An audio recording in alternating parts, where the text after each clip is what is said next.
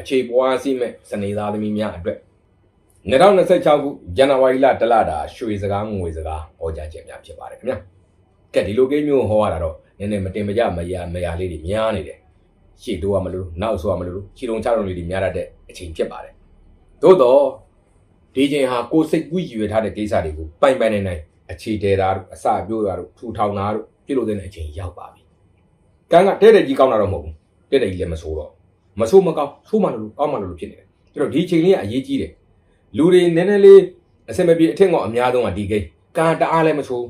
တအားလည်းမကောင်းအဲ့မှာငွေကြီးအစမပြေဖြစ်တယ်လို့ကျွေးတွေကကြမ်းဖန်ပြီးတင်တယ်လို့နော်အိမ်ကထွက်သွားခြင်းလို့အလုပ်ကနေထွက်ခြင်းလို့ဟာအယောင်းဝယ်တွေပြောထားပြီးတော့မှကိုတမျိုးတော့ကြတဲ့မျိုးဖြစ်တယ်လို့သူများတွေကကိုအမြင်မကြည့်ကိုကလည်းသူများတွေကိုအကောင်းမမြင်အဲ့လိုတွေဖြစ်နော်အထင်လဲဆွခံရစိတ်နဲ့ကိုယ်နဲ့မကတ်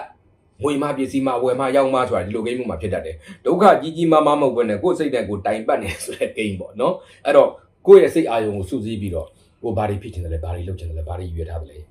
လို့စလုပ်ငန်းတွေကိုအချိန်မြင့်နေတာပဲဖြစ်ဖြစ်လုပ်ငန်းအသစ်တွေစတာပဲဖြစ်ဖြစ်ပြုလုပ်တဲ့နဲ့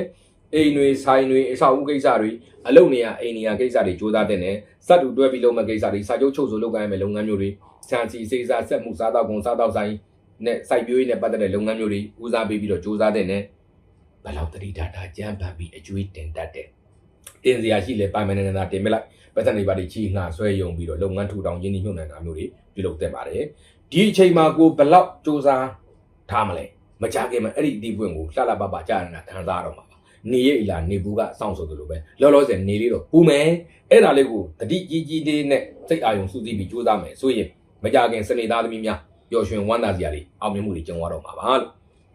ဒီကိန်းမျိုးမှာငွေကြီးကိစ္စလေးတွေငွေတွေပစ္စည်းတွေအလေလွဲအကြပေါက်များတတ်တာလေးတွေတော့သတိပြုမိတ်ဆွေရင်လုတ်ပေါ်ကံပတ်တင်တွေလည်းနည်းနည်းစိတ်ပေါ်ကွဲစရာလေးတွေအထင်မြင်လွဲစရာလေးတွေရှိတတ်တယ်ပေါ့နော်ဆိုပါလိမ့်တော့မဟုတ်တော့ပါဘူး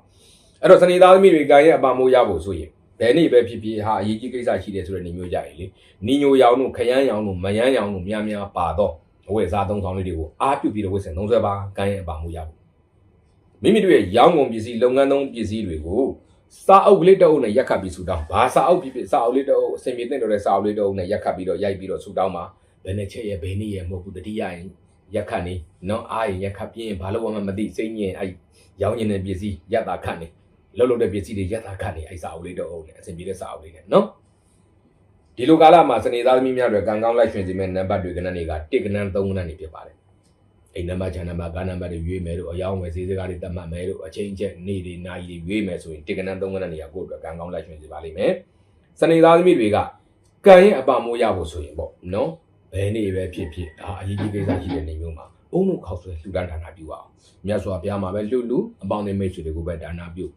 အဲ့ဒီအုံတို့ခောက်ဆွဲဒါနကုသိုလ်လေးပြုပြီးတော့ကံရဲ့အပမိုးရရှိကြပါစေခင်ဗျာ